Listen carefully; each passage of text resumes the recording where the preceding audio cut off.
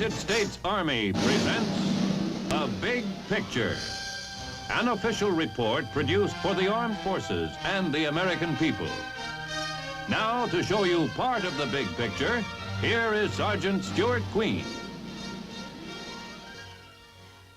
Today, the big picture is presenting the story of a man who holds one of the outstanding military records in modern history. A great field commander, a remarkable chief of staff, a military governor without parallel in modern times. His career has had many phases.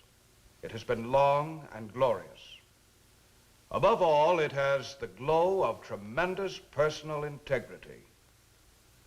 Douglas MacArthur, General of the Army, an historic figure in an historic speech before a joint meeting of Congress.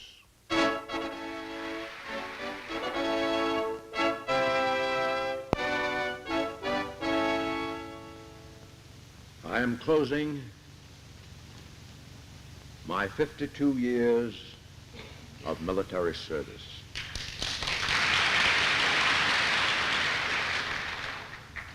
When I joined the Army, even before the turn of the century,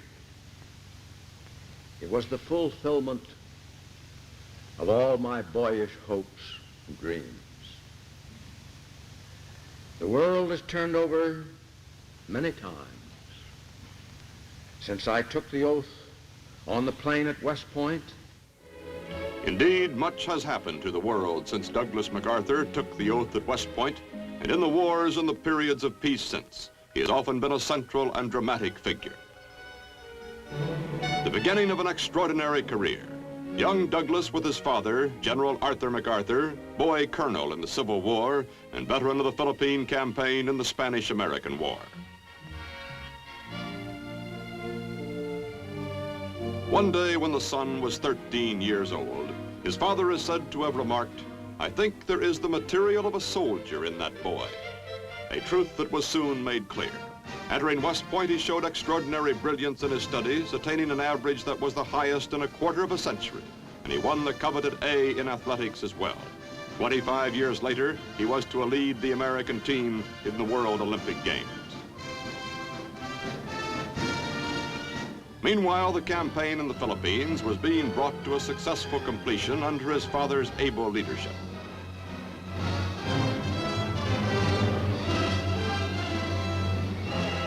The son was eager to visit these battlefields, and after West Point, his first assignment was to survey areas of these islands. One of these was the Bataan Peninsula, where he was to fight many years later in a desperate but heroic struggle. During the following years, Lieutenant MacArthur had opportunities to study the entire Far Eastern area, gaining an insight into the attitudes and feelings of peoples hardly known by the West.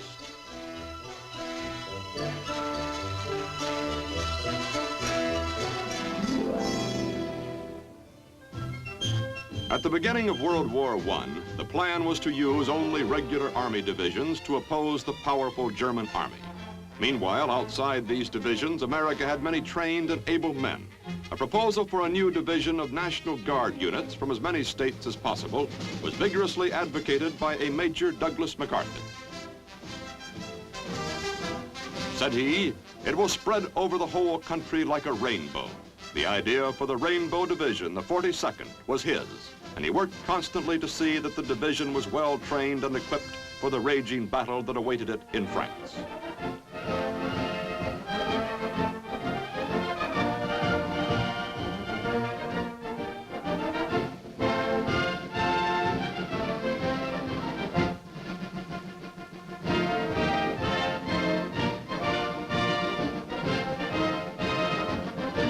The Rainbow Division moved up to the front.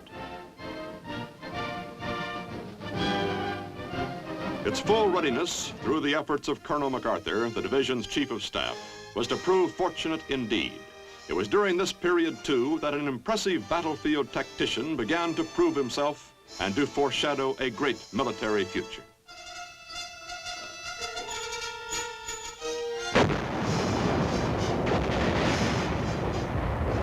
Soon known for brilliant decisions on the battlefield, Colonel MacArthur was also to gain a reputation as a man who faced danger completely unafraid. Before long, he was in command of the Rainbow Division, the youngest American division commander in the war.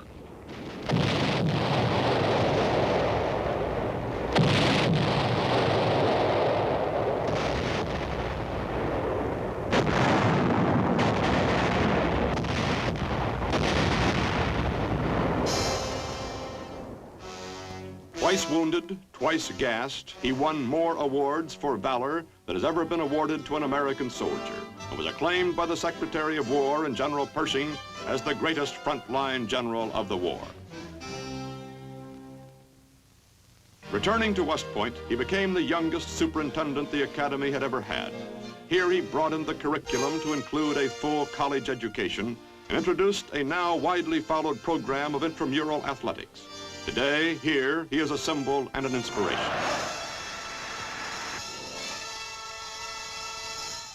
In 1930, MacArthur was appointed Chief of Staff with the rank of full general.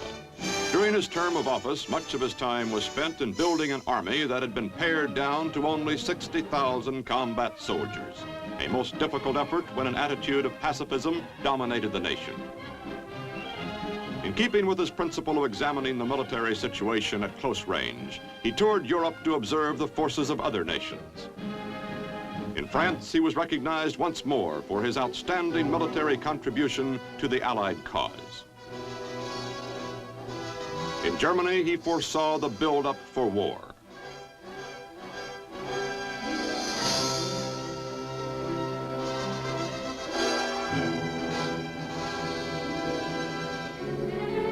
Back home, he begged his country and Congress to realize that the United States was in danger. As Chief of Staff, he foresaw the need for a new type of army, mechanized, mobile, and insisted that our defense force become capable of rapid expansion. Recognizing his abilities, President Roosevelt broke precedent by reappointing the youngest Chief of Staff we have ever had to a second term.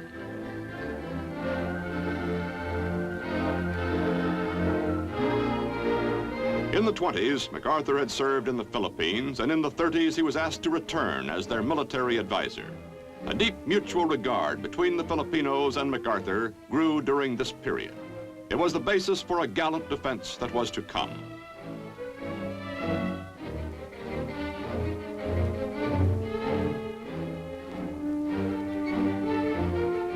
In 1935, he began a 10-year plan to build up the defense of the Philippines. In World War II, it was to be these forces that MacArthur would lead in a desperate fight, and on this ground.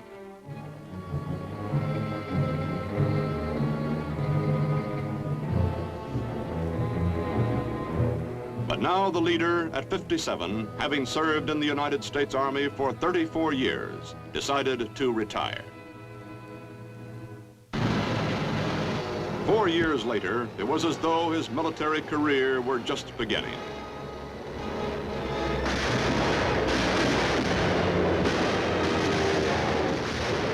A few months before the attack upon Pearl Harbor, MacArthur had been recalled to active service in the Philippines.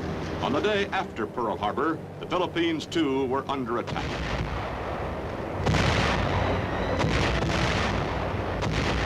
Defense here was pitifully hampered by lack of men and planes. With his knowledge of past campaigns, particularly those of his father in this very area, MacArthur withdrew his meager forces into the mountains of the Bataan Peninsula.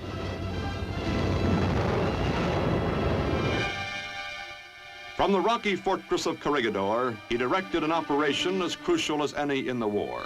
This early campaign in the Philippines, the heroic fighting by a lonely army of Filipinos and Americans for almost half a year, caused a critical delay in the Japanese timetable of attack.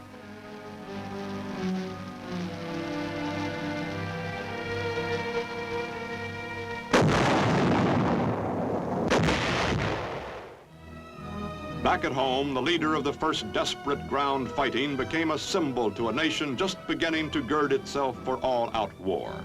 The people found in him what they were beginning to discover in themselves, a spirit of intense determination.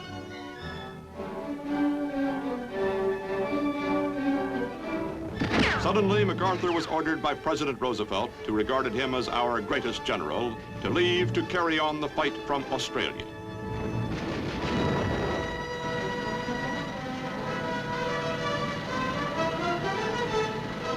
Leaving the Philippines hurt him deeply. As always, he wished to be at the front, beside his comrades. When finally they were forced into the infamous March of Death at Bataan, his promise to them was, "I shall return." They believed him implicitly. Until his arrival in Australia, the plan had been to await the Japanese attack and prepare as well as possible. Then it became apparent that the new Southwest Pacific commander had another plan. He had meant exactly, "I shall return." He was determined to carry the war to the enemy, to New Guinea, which was the direct route back to the Philippines. A long struggle lay ahead against huge numbers on countless islands. There seemed to be but one way: blast the enemy from every one of his island positions in the Pacific.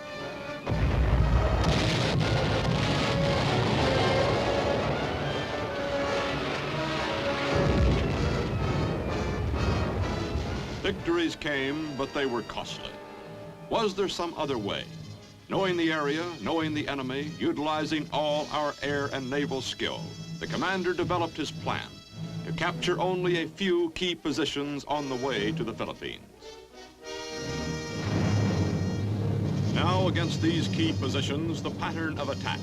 First, heavy preparatory fire to soften up the objective.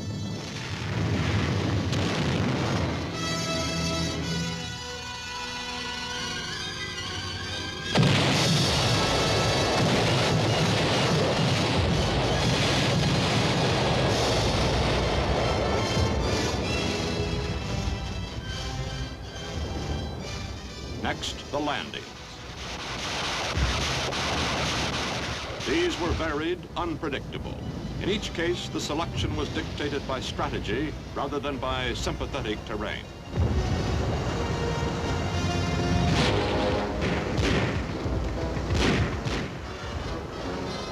There were many beaches. Some were ideal, hardly more than a matter of getting one's feet wet. Meanwhile, the gain was tremendous, the enemy never having expected us to come ashore here. There were other shores, many of them wicked.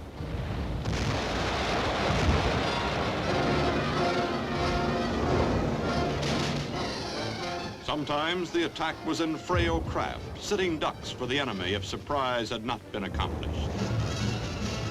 On another beach, amphibious tractors. Continually the envelopment, the flank attack, decisions, difficult ones, boldly made, based upon unique knowledge and experience. In addition, a mastery by MacArthur of combined operations of the three arms, the key to modern warfare. Leaders and men shared the glow of victory. Losses on the Allied side were relatively small, since damaging frontal assaults were avoided. But thousands of Japanese, prepared to fight to the death, were rarely given this opportunity. Although many were captured, thousands more were isolated, their supply and communication lines destroyed. In the words of the strategist who conceived and carried out the plan, the main body of the enemy was left to wither on the vine. To the outside world, to many who saw the newsreels, the progress being made by the general was admired and applauded. But to those who understood MacArthur, they saw beneath every move his determination to return to the Philippines. This to him was a moral obligation. These islands, a second home and a place where he had left his comrades, were to be the springboard for ultimate victory over Japan. Invasions in the Southwest Pacific continued. To the commander, these hard-fought steps zigzagging along the coast of New Guinea were preliminaries, necessary ones. Finally, having gained the northwestern end of the island, with thousands of the enemy bypassed, there was no question in his mind as to the next objective. But the president, the commander-in-chief, was not so sure. In a meeting at Hawaii in 1944, Where do we go from here, Douglas? Shall it be Formosa or the Philippines? In the discussion with Admiral Nimitz and the President, there were many urgent military reasons for the choice presented. And one less tangible reason for going into the Philippines presented by MacArthur. On moral grounds, we had to return to support the Filipinos, our allies and friends. The decision was made. Leyte Gulf, 41 years before, as a newly commissioned engineer, Lieutenant MacArthur had made a survey of this area, its potentiality and needs in case of war. Now, 2 miles off the starboard, was Leyte again.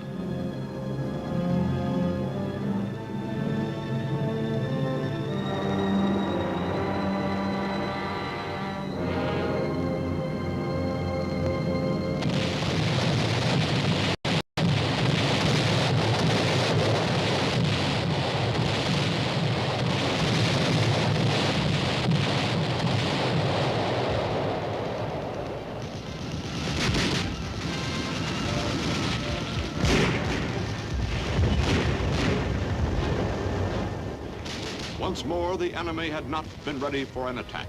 The commander watched with growing gratification.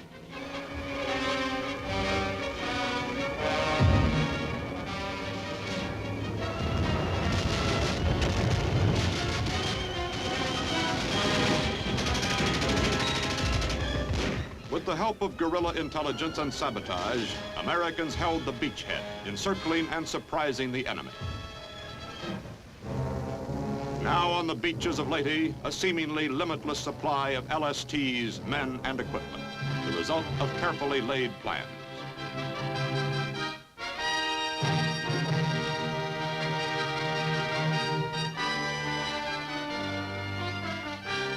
Directing the attack, the general seemed to be everywhere at once. Every day, at some point in the front lines, his men would spot the familiar faded field marshal's cap and the outsized corncob pipe. The landings at Leyte and Lingayen Gulf finally brought troops on the final difficult leg of the journey, on the road to Manila, where the going became more difficult as the enemy threw in huge numbers of reinforcements in an all-out effort to halt the steady advance. There was no timetable now in MacArthur's mind, only that he must get to Manila without delay to rescue prisoners from the reported increasing savagery of the Japanese guards.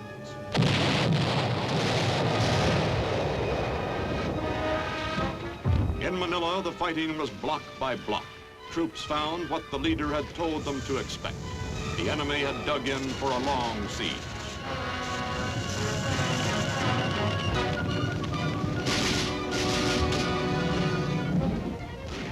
To the general, this was the return.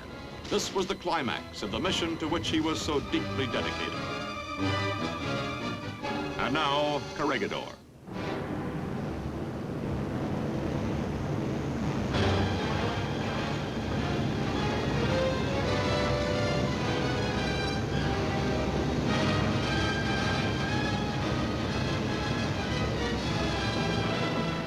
The stronghold, which early in the war had been so effective a fortress for withstanding attack, was now his.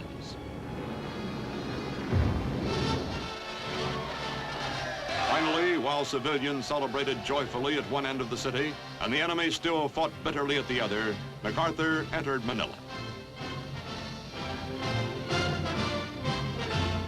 He had kept the soldiers' faith. Probably his greatest reward was the visit to prison camps. Santo Tomas, Bilibid, Cabanatuan, Los Baños. A series of daring surprise raids had rescued every prisoner held by the Japanese.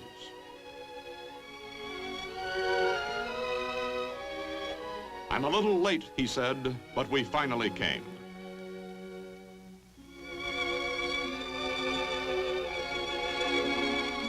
Once more, Corregidor and the Philippines were under an American flag.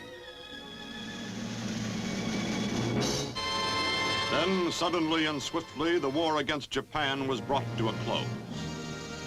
As the principal architect of the Pacific victory, credited by the chief of Britain's wartime Imperial General Staff as the greatest general of the war, MacArthur was the natural choice as Supreme Commander to enforce the surrender terms.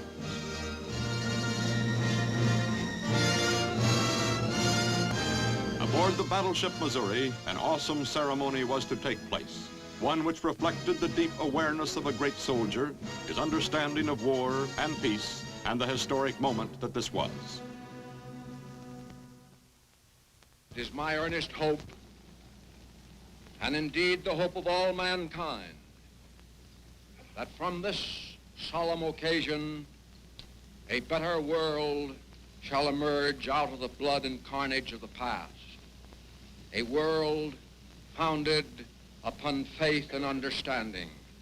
A world dedicated to the dignity of man and the fulfillment of his most cherished wish for freedom, tolerance, and justice. Let us pray that peace be now restored to the world and that God will preserve it always. These proceedings are closed. Now began one of the strangest occupations of any land by any conqueror. An idealist with firm convictions on the way democracy can be presented to Eastern peoples, MacArthur determined to guide the Japanese through a complete social revolution. While the emperor with his deep hold upon the people was retained, almost every other institution became affected by what was entirely new to the Japanese, Western democracy. The ideas caught on under the sure leadership of MacArthur. There was the enactment of a constitution and universal suffrage.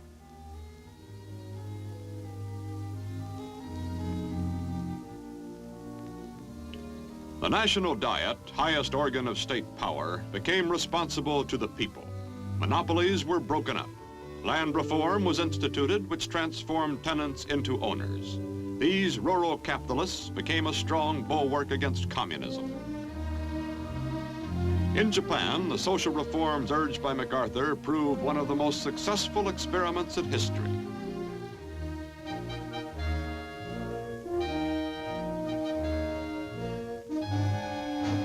An implacable enemy became a friend.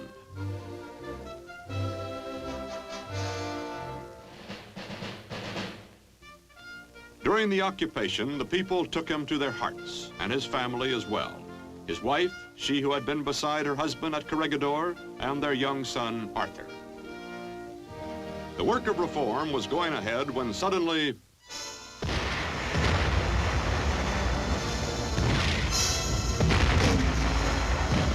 a huge military force swept down from North Korea across the 38th parallel. Handfuls of Americans serving as occupation troops in Japan were flown into South Korea in a rapid show of strength aimed at showing greater resources than actually were at hand.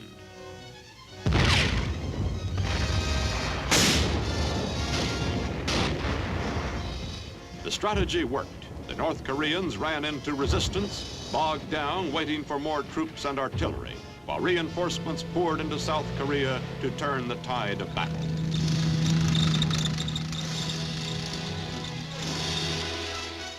During the ensuing months, General MacArthur guided the war as Commander-in-Chief of United Nations forces in Korea.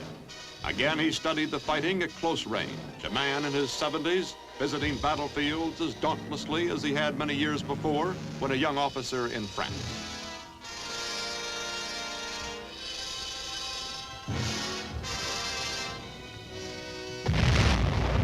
Then came the daring amphibious attack at Incheon, behind the enemy's lines on a shore that others had declared too risky. The landing was a complete surprise and success. The North Korean army was demoralized. The victory has become recognized as a masterpiece of strategy. Seoul returned to its rightful inhabitants. There had been a long line of cities and towns returned under MacArthur's leadership. It was at this time that President Truman cited MacArthur for his vision, his judgment, his indomitable will, his unshakable faith. The Korean War continued northward. The orders were the destruction of the North Korean armed forces. And then the Chinese communists entered the conflict, posing new questions in Washington, not only military but political. While carrying out what he considered to be his duty as Supreme Commander, the pursuit of victory on the battlefield, General MacArthur came into conflict with those he served.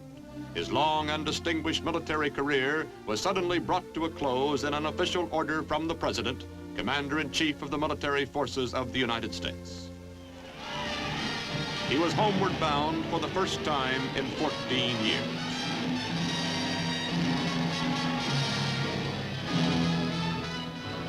The San Francisco reception was the largest, the most vociferous the city had ever known.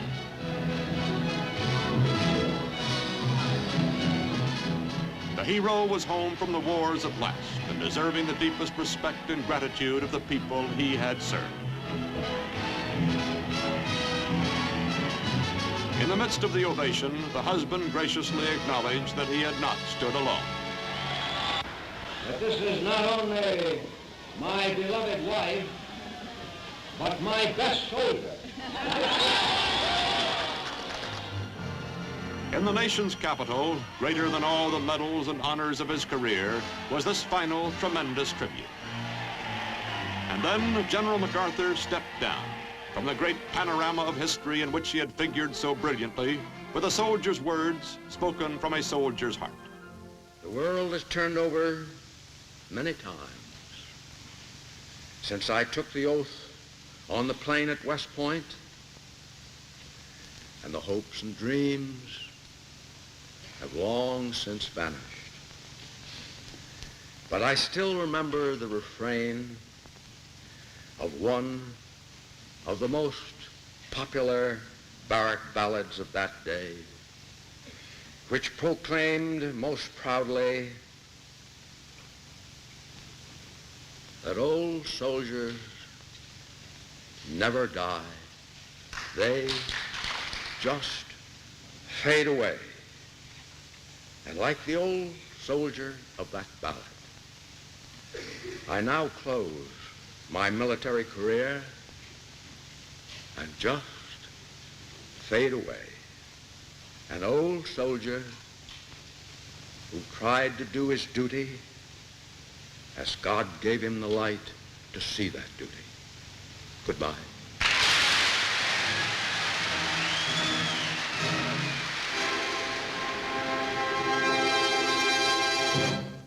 The name of General Douglas MacArthur cannot fade away.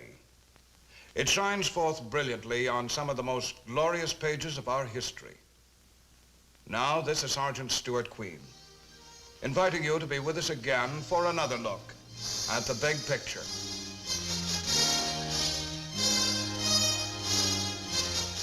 The Big Picture is an official report for the armed forces and the American people. Produced by the Army Pictorial Center.